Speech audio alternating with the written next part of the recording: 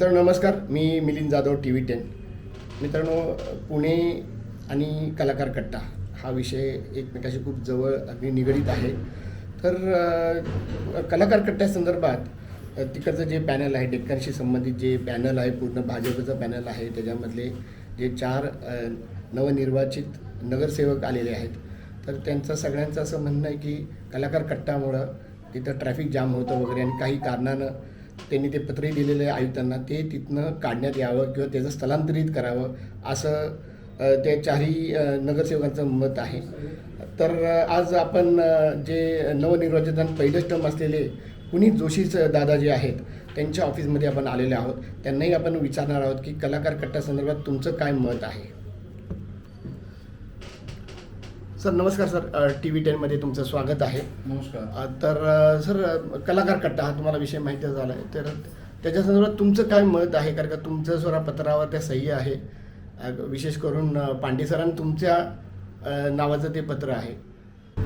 सर्वप्रथम मला या ठिकाणी असं वाटतं की भारतीय जनता पार्टी असेल किंवा आम्ही सर्व त्यातले सभासद असू, महानगरपालिकेच्या आम्ही सभासद म्हणून काम करतोय, पण एक कार्यकर्ता म्हणून गेले अनेक वर्ष सामाजिक जीवनात जगत असताना आणि सामाजिक जीवनात असताना अनेक कलाकारांच्या प्रश्नांवर काम करणारा मी कार्यकर्ता आहे. अनेक कलाकारांना व्यासपीठ देणारा आमची संस्था आहे युवा सुराज्य प्रतिष्ठान नावाची. त्याच्या माध्यमातून अनेक कला गुणांना आम्ही त्या ठिकाणी प्लॅटफॉर्म दिलेला आहे, व्यासपीठ दिलेलं आहे. शास्त्रीय नृत्य असेल, शास्त्रीय गायन असेल, चित्रकला असेल, फाईन आर्ट्स असेल, या सगळ्या विषयात आम्ही काम करतो. परंतु हा विषय कलाकार कट्ट्याचा तो कुठल्या कलाकारांना विरोध किंवा कुठल्या तरी कलेला विरोध असा नसून त्या भागात होणारी ट्रॅफिक कोंडी, त्या भागातल्या रहिवाशांना होणारा त्रास. आपल्याला माहिती आहे गुडलक हॉटेलच्या मागे डेक्कन जिमखाना सोसायटी आहे. ज्येष्ठ लोक राहतात, मुलं इथं नसतात, एकटे असतात, त्यांना होणारा त्रास, त्यांना तिथे ट्रॅफिकला होणाऱ्या म्हणजे अडचणी. तो अक्षरशः 3.5 मीटरचा रस्ता आता गुडलकच्या शेजारून झालाय. त्याला पर्यायी रस्ता कुठला?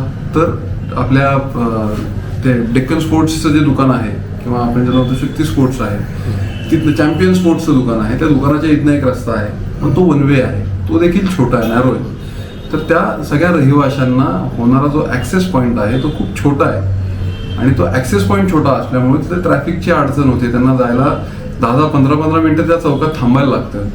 सगळ्यात दुसरी अशी महत्त्वाचा विषय म्हणजे गुडलक चौकातनं जेव्हा आपण डावीकडे वळून भांडारकर रोडला जातो, तर तो देखील कट्टा मोठा केल्यामुळे, बाहेर असल्यामुळे, रोडपर्यंत असल्यामुळे त्यात बसेस नीट वळत नाही.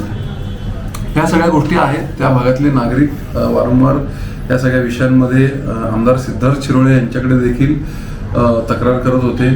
आपल्याकडे देखील, आमच्याकडे देखील, आमच्या चौघांकडे त्यांनी एक निवेदन दिलं की बाबा आम्हाला त्या गोष्टीचा त्रास आहे. कलाकार कट्टा तोडायचा, कलाकार कट्टा पाडायचा हा उद्देश कधीच आमचा कोणाचा नाही. माझं तर असं म्हणणं आहे की कलाकारांना एक चांगलं इन्फ्रास्ट्रक्चर पुणे महानगरपालिकेने तयार केलं पाहिजे. आता तिथं सगळ्यात जास्त करून काही फाईन आर्ट्सची लोक असतात, आर्टिस्ट असतात, स्केच करणारे लोक असतात, ते असतात. तर मला असं वाटतं की त्यांना एक मोठी जागा मिळाली पाहिजे, सुरक्षित जागा मिळाली पाहिजे.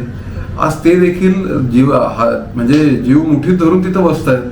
ट्रॅफिक आहे, कधी कुठली अडचण झाली, कधी कुठला ॲक्सिडेंट झाला, तर ती सुरक्षा त्यांना आहे का त्या कलाकारांना? तर नाही आहे. तर मला असं वाटतं की जिथं मोठी जागा आहे, मोकळी जागा आहे, तिथं अजून इन्फ्रास्ट्रक्चर चांगलं करता येईल, साऊंड सिस्टीम लावता येईल, चांगला एक प्लॅटफॉर्म तयार करता येईल, अशा ठिकाणी करावं. आम्ही आयुक्तांना पर्याय सुचवला की आपली जी छत्रपती संभाजी बाग आहे, संभाजी बागेत या ठिकाणी खूप चांगल्या पद्धतीनं हा कलाकार कट्टा होऊ शकतो का? मला असं आठवतं की पूर्वी सांस्कृतिक कट्ट्याची मान्यता ही कमला नेहरू पार्कला आहे, छत्रपती संभाजी महाराज उद्यानात आहे. तर मग त्याचा वापर का नाही करत? मुख्य रस्त्यात येऊन मुख्य चौकातच हा कलाकार कट्टा का हवा? याच्या मागे काही वेगळं कारण आहेत का, वेगळे उद्देश आहेत का? बरं, कलाकार कट्ट्यावर किती म्हणजे फाईन आर्टची काही संध्याकाळची लोक सोडली तर कोण असतो? राजकीय पक्षांचे आंदोलनं होतात, तर त्याच्यासाठी तो कट्टा आहे का? आणि तिथल्या भागातल्या लोकांना होणारा त्रास, तो त्रास काय आपण सगळ्यांनी म्हणजे नजरअंदाज करावं का? त्यात तितके लक्ष द्यावं नाही का? असं आहे का? मला सगळ्यात वाईट या गोष्टीचं वाटतं की जेव्हा आम्ही ते पत्र दिलं किंवा आयुक्तांना या विषयातली माहिती दिली, दुसऱ्या दिवशीपासून कुठले बिनबुडाचे आरोप विरोधी पक्षातले लोक करायला लागले. यांचे काही हितसंबंध आहेत का? अरे, ज्या मतदारांनी आम्हाला मतदान केलं त्यांच्याशी आमचे हितसंबंध आहेतच. ज्या मतदारांनी आम्हाला 20-20 हजार मताधिक्याने निवडून दिलं त्यांच्याशी आमचे हितसंबंध आहेतच आणि त्यांच्या प्रश्नांसाठी आम्ही रस्त्यावर उतरणार आणि महानगरपालिकेत आम्ही फॉलोअप करणार. तर माझं असं म्हणणं आहे की कलाकारांना चांगली जागा मिळवून दिली पाहिजे, त्या विचाराचे आम्ही आहोत. तिथे जे चांगलं म्युरल मागच्या म्हणजे एकबोटेताईंनी नगरसेविका असतील त्यांच्या निधीतून जे म्युरल केले ते म्युरल तसंच ठेवायचे, चांगलं म्युरल आहे ते, उलट त्याची डागडुजी करून घेऊ. फक्त हा वायडनिंगचा जो विषय आहे तो वायडनिंगचा विषय केला पाहिजे. कलाकार कट्टा तोडा हा विषय नाही, रोड वायडनिंग करा हा विषय आहे.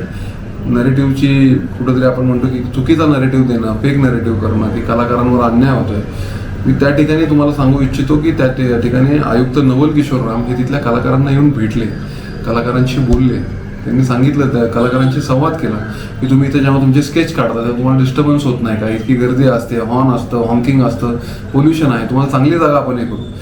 ते कलाकार पण तिथले म्हणले हो साहेब आम्हाला मोठं इन्फ्रास्ट्रक्चर ह्या पुणे शहरात अपेक्षित आहे आणि अख्ख्या पुणे शहरात फक्त गुडलत चौकातच कलाकार कट्टा असला पाहिजे. मी तर म्हणतो प्रत्येक वॉर्ड ऑफिस थ्रू असे कलाकारांना बसण्याची एक कुठेतरी जागा पाहिजे, त्यांना त्यांचे परफॉर्मिंग आर्टसाठी एक चांगलं तिथं त्यांचं इन्फ्रास्ट्रक्चर केलं पाहिजे.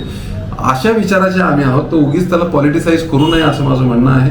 तिथल्या नागरिकांचे जे प्रश्न आहेत ते प्रश्न हे महत्त्वाचे आहेत, गंभीर आहेत. 1980च्या दशकात बोरावकेंकडनं ती जागा कशासाठी घेतली हो, तर रोड वायडनिंगसाठी घेतली ना.